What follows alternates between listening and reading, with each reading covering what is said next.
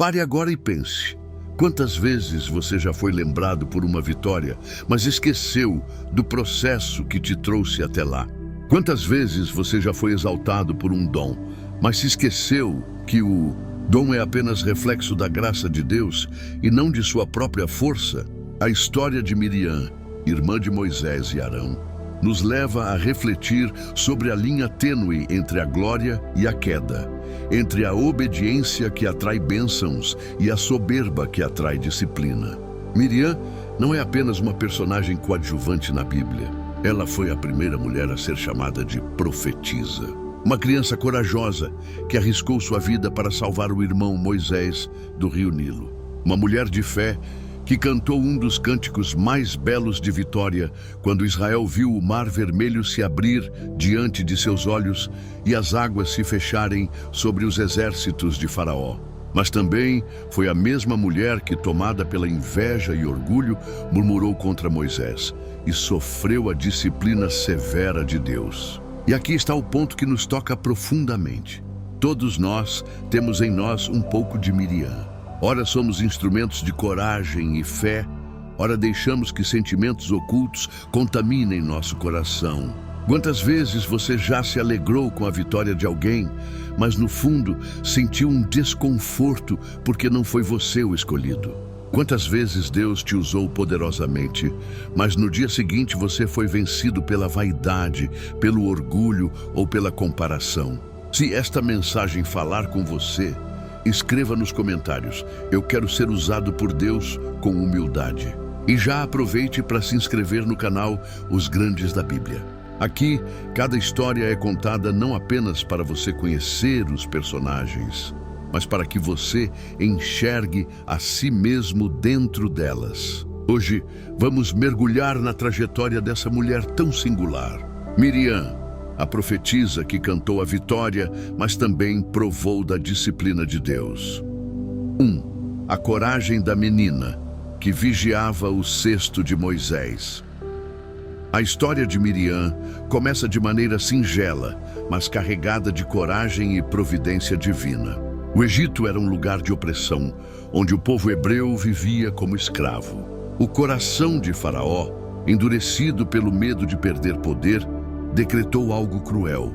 Todos os meninos hebreus que nascessem deveriam ser lançados no rio Nilo. Imagine o desespero das mães, a dor das famílias, a sensação de impotência diante de um decreto tão sanguinário. Foi nesse cenário que uma menina chamada Miriam, ainda criança, mostrou a grandeza de sua fé e a ousadia de sua coragem. Joquebede, sua mãe, ao ver que não poderia mais esconder o pequeno Moisés, preparou um cesto de junco, passando betume e piche para que fosse impermeável. Com o coração apertado, colocou o bebê dentro dele e o deixou entre os juncos do rio. E quem ficou por perto, observando de longe, sem ser notada? Miriam. Aquela menina, que poderia estar brincando como qualquer criança de sua idade, estava ali cumprindo um papel de vigilância. É impressionante pensar que o futuro libertador de Israel estava sendo guardado, não por soldados, não por homens fortes, mas por uma menina que confiava em Deus. Esse momento revela algo poderoso. Muitas vezes subestimamos a importância de pequenas atitudes, mas é nelas que o Senhor realiza grandes propósitos. A coragem de Miriam em permanecer junto ao rio, atenta a cada movimento, foi decisiva para o desenrolar da história. A filha de Faraó desceu ao rio para se banhar e, ao avistar o cesto, mandou que suas servas o buscassem. Ao abrir, viu um bebê chorando. A Bíblia diz que ela se compadeceu dele, mesmo reconhecendo que era um menino hebreu. Aqui vemos a mão de Deus agindo no coração da filha do próprio inimigo. E nesse momento de tensão, Miriam, com uma sabedoria surpreendente para a sua idade, se aproxima e diz: queres que eu vá chamar uma mulher dos hebreus para que crie este menino para ti? Êxodo 2:7. Que resposta ousada! Que discernimento estratégico! Se Miriam tivesse se calado, Moisés poderia ter sido entregue a qualquer egípcia, mas não. Foi ela quem abriu a porta para que sua própria mãe, Joquebede, continuasse amamentando e cuidando de seu filho, agora debaixo da proteção da casa de Faraó. Perceba a grandeza dessa cena. O inimigo que queria destruir os filhos de Israel se torna, pela providência de Deus, o mantenedor daquele que libertaria o povo. E tudo isso porque uma menina decidiu não se esconder, mas se colocar em posição de vigilância. Miriam nos ensina algo que ressoa profundamente até hoje. Não importa a idade, a posição social ou os recursos que temos em mãos. O que realmente importa é a disposição de sermos instrumentos nas mãos de Deus. Talvez você se sinta pequeno, incapaz ou até invisível, mas lembre-se de Miriam, uma criança que, com uma simples pergunta, mudou o rumo da história de uma nação. Quantas vezes nos calamos diante das situações? Quantas vezes deixamos o medo nos paralisar? O exemplo de Miriam é um convite para assumirmos coragem, mesmo quando nos sentimos frágeis. Ela não tinha título, não tinha poder, não tinha influência, mas tinha fé e ousadia. Essa parte da vida de Miriam é como um sussurro de Deus para nós. Eu não preciso do forte, do rico ou do poderoso. Eu preciso de corações disponíveis. O cesto de Moisés não foi apenas vigiado por uma criança. Foi guardado pela fé de alguém que ousou acreditar que Deus tinha um propósito maior. 2. A profetisa e o cântico da vitória no Mar Vermelho. O espetáculo que se abriu diante do povo de Israel, nas margens do Mar Vermelho, foi mais do que um milagre militar. Foi um nascimento nacional, um trauma transformado em cântico. Imagine a cena, o povo cercado, sem saída, crianças nos braços, idosos exaustos, o mar à frente, o exército do faraó vindo a galope por trás. O medo era palpável. E é nesse ápice do desespero que Deus escreve um capítulo para sempre na memória de Israel. Ele manda vento, separa as águas, cria paredes líquidas e concede passagem. Quando o último israelita pisa em terra firme do outro lado, as águas, como uma muralha que se fecha, engolem os carros, os cavaleiros e o orgulho do mundo opressor. Moisés entoa um cântico de vitória, uma poesia poderosa que declara o caráter de Deus, suas obras e sua fidelidade. Êxodo 15. E então surge Miriam, não como figura de fundo, mas como líder com tamborins na mão, voz de profetisa, coração incendiado pela experiência viva do Deus que libertou o seu povo. A Escritura a chama explicitamente de profetisa, Êxodo 15, 20. A primeira mulher a receber esse título nas Escrituras. E ela não hesita, convoca as mulheres, pega o instrumento e lidera um louvor coletivo que se convertia em testemunho.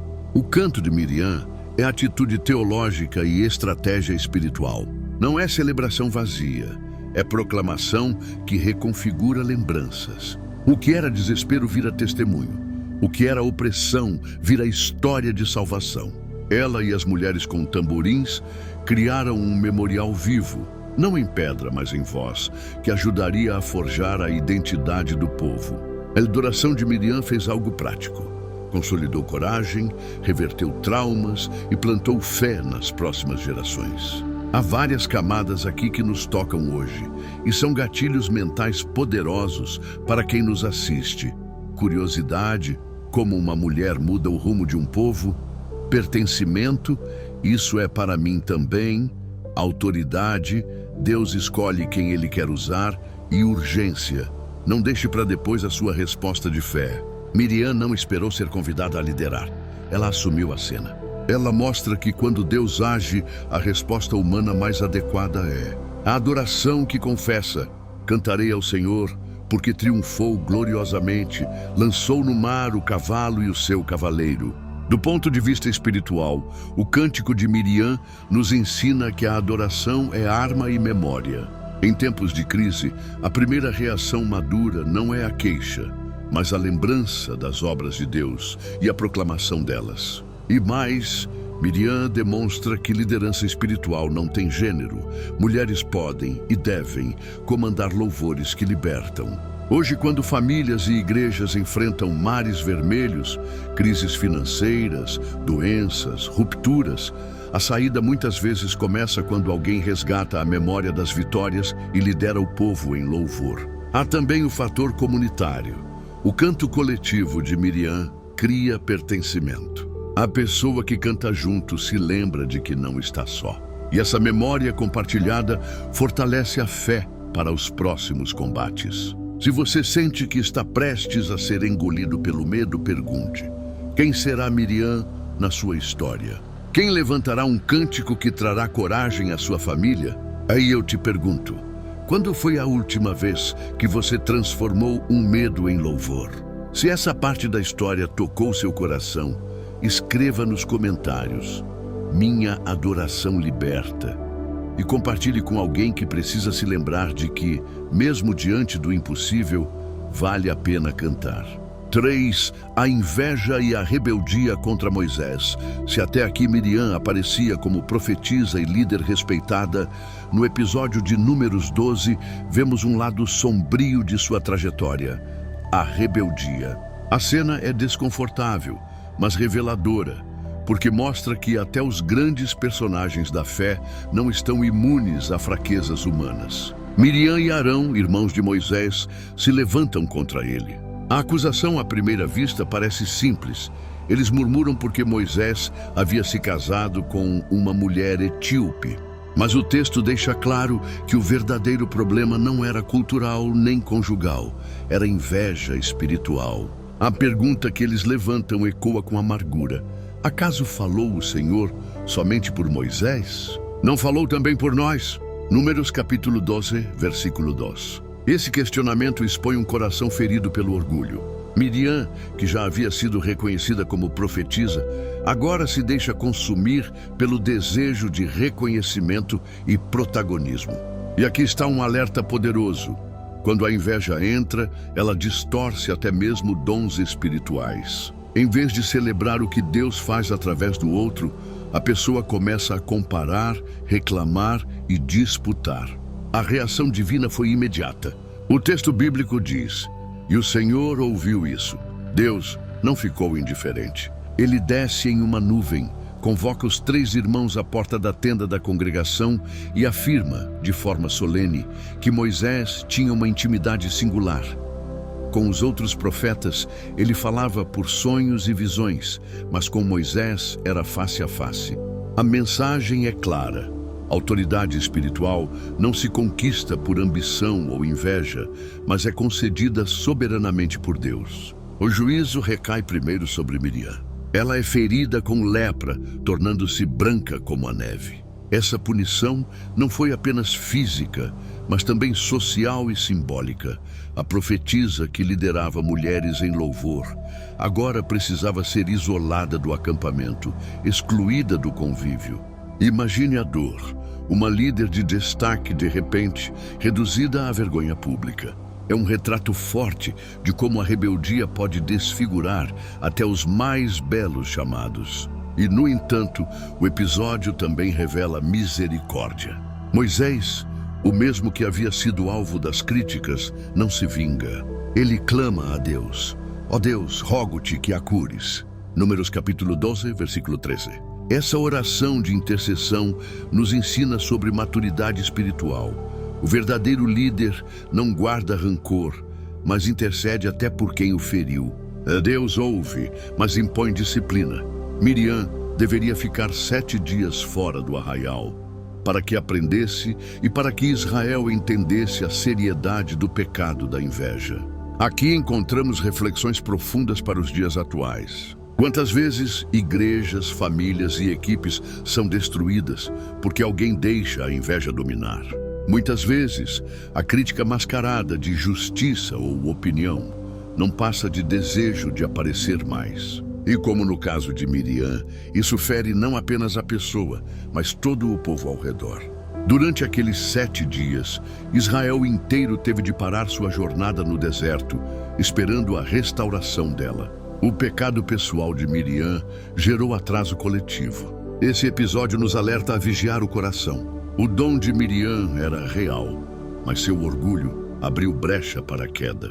Hoje, o chamado é claro: vigiar contra comparações, valorizar o que Deus faz no outro e não transformar o ministério em palco de competição. Você já se pegou diminuindo conquistas de alguém por causa de inveja? Já sentiu o desejo de estar no lugar do outro? Aprenda com Miriam. A inveja corrói dons e interrompe jornadas. Se essa palavra falou com você, escreva nos comentários: quero um coração limpo. E deixe Deus curar as áreas onde a rebeldia ainda insiste em nascer. 4. A lição da disciplina e da restauração de Miriam. A disciplina que recaiu sobre Miriam não foi apenas uma punição severa, foi também uma oportunidade de aprendizado profundo para ela e para todo o povo de Israel. Deus não agiu para destruí-la, mas para corrigi-la. Muitas vezes confundimos disciplina com rejeição, mas a Bíblia deixa claro: o Senhor corrige a quem ama. Hebreus capítulo 12, versículo 6. No caso de Miriam, a lepra e o isolamento foram ferramentas de Deus para expor o orgulho escondido e restaurar sua comunhão, não apenas com ele, mas também com a comunidade. Durante 7 dias, Miriam ficou fora do arraial, excluída do convívio social e religioso. Para uma mulher de posição de liderança, isso era doloroso e humilhante. Imagine o peso desse silêncio. Aquela que antes conduzia canções de vitória, agora estava só, afastada, sem voz diante do povo. Esse tempo de isolamento serviu como um espelho, obrigando-a a confrontar sua própria fraqueza e a reconhecer que nenhum título espiritual a tornava imune ao erro. E mais, todo Israel precisou esperar por ela. O texto em Números, capítulo 12, versículo 15 diz: assim, Miriam foi encerrada fora do arraial 7 dias e o povo não partiu até que Miriam fosse recolhida. Isso mostra que a disciplina de um líder atinge não apenas o indivíduo, mas todo o corpo. A nação inteira interrompeu sua caminhada por causa do pecado de uma pessoa. Que lição poderosa! Muitas vezes, nossos erros pessoais têm impacto coletivo. Na família, no trabalho, na igreja. É como se Deus dissesse: o problema de um é responsabilidade de todos. Mas o que mais chama a atenção é a restauração. Ao final dos 7 dias, Miriam é recebida de volta ao acampamento. Não há registros de rejeição permanente ou de exclusão definitiva. Deus não a descartou. Pelo contrário, ele a reintegrou, mostrando que a disciplina tem prazo, mas a misericórdia é eterna. Essa volta ensina que, mesmo após falhas graves, há espaço para reconciliação e para recomeço. Miriam não deixou de ser lembrada como profetisa, e até sua rebeldia passou a fazer parte do testemunho de Israel como alerta para as gerações futuras. Esse equilíbrio entre disciplina e restauração é uma marca do caráter divino. Ele não tolera o pecado, mas também não anula o pecador arrependido. Deus confronta para purificar, não para destruir. E aqui está um gatilho mental poderoso para o espectador. Quantas vezes você já se sentiu afastado, punido pelas consequências dos seus próprios erros? Talvez tenha experimentado isolamento, vergonha ou atraso. Mas se você perseverar no processo de correção, a restauração virá. A intercessão de Moisés nesse episódio é outro ponto central. Aquele que foi ferido pelas críticas, em vez de buscar vingança, buscou o perdão e a cura para sua irmã. Isso revela uma dinâmica essencial do reino de Deus. O perdão abre caminho para a restauração. Sem o clamor de Moisés, talvez Miriam tivesse perecido na lepra. Isso nos ensina que ninguém se restaura sozinho. Precisamos de líderes, amigos e irmãos que intercedam por nós quando tropeçamos. No final, o episódio da disciplina de Miriam nos deixa um triplo legado. 1. Deus leva a sério o pecado, especialmente quando nasce da inveja e da rebeldia. 2. A disciplina, embora dura, é pedagógica e visa restauração. E 3. O perdão e a intercessão são instrumentos que aceleram a cura e reintegração. Você já viveu um tempo de disciplina em que parecia estar afastado e sem voz? Talvez Deus estivesse apenas tratando áreas escondidas para te devolver mais forte. Se essa lição de Miriam falou com você, escreva nos comentários. Quero viver a restauração de Deus. E compartilhe essa mensagem para lembrar a outros que a disciplina não é o fim, mas o início de um novo capítulo.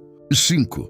O legado de Miriam para as gerações futuras. A vida de Miriam é um mosaico de contrastes: coragem e orgulho, adoração e rebeldia, disciplina e restauração. Mas é justamente dessa mistura que nasce seu legado eterno.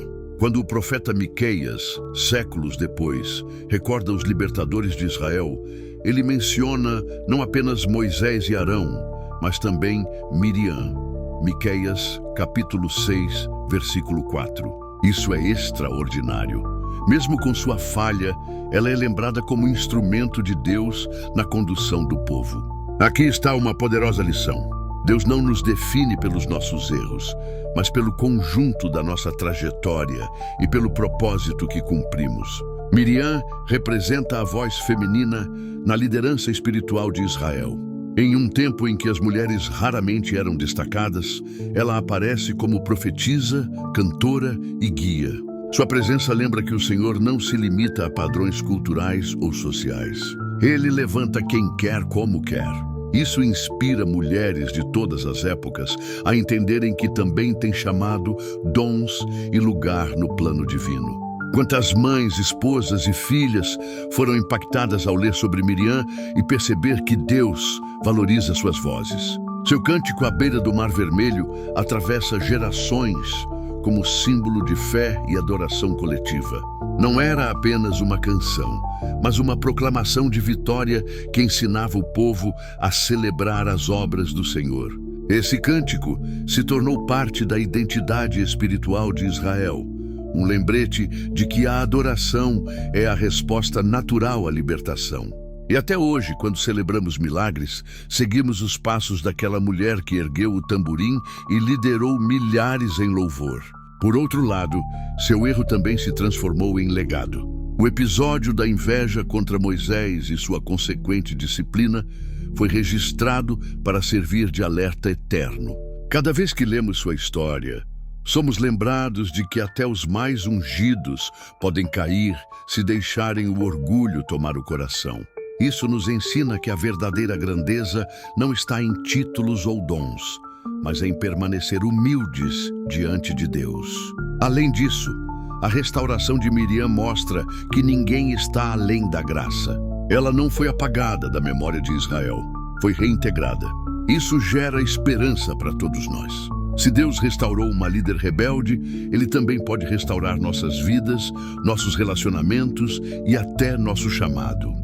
O legado de Miriam, portanto, é duplo: um alerta contra a soberba e um testemunho da graça que reconstrói. O povo inteiro parou por causa dela. Isso reforça que cada pessoa, independentemente da posição, tem impacto no corpo espiritual a que pertence. Somos interdependentes. A queda de um afeta todos, mas a restauração de um também fortalece todos. Miriam nos ensina que nossas escolhas ecoam além de nós mesmos. No fim, seu legado é um convite à reflexão. Como você quer ser lembrado? Pelas falhas que cometeu ou pela forma como deixou Deus transformar sua história? Miriam mostra que, mesmo com tropeços, é possível ser lembrado como alguém usado por Deus. Cabe a cada um de nós escolher se seremos lembrados pela rebeldia que divide ou pelo louvor que une. O que você está deixando como legado? Se essa mensagem falou com você, escreva nos comentários. Quero deixar um legado de fé. Compartilhe este vídeo para que mais pessoas descubram que, assim como Miriam, podem ter sua história marcada pela graça e pela vitória. Chegamos ao fim da jornada pela vida de Miriam, e talvez a maior riqueza dessa narrativa seja justamente sua humanidade. Ela não é retratada como uma figura perfeita, imaculada ou inalcançável. Pelo contrário, Miriam é real, feita de luz e sombra, de triunfo e tropeço. E é nessa humanidade que Deus revela sua glória, porque o Senhor não procura pessoas impecáveis, mas corações dispostos a serem moldados.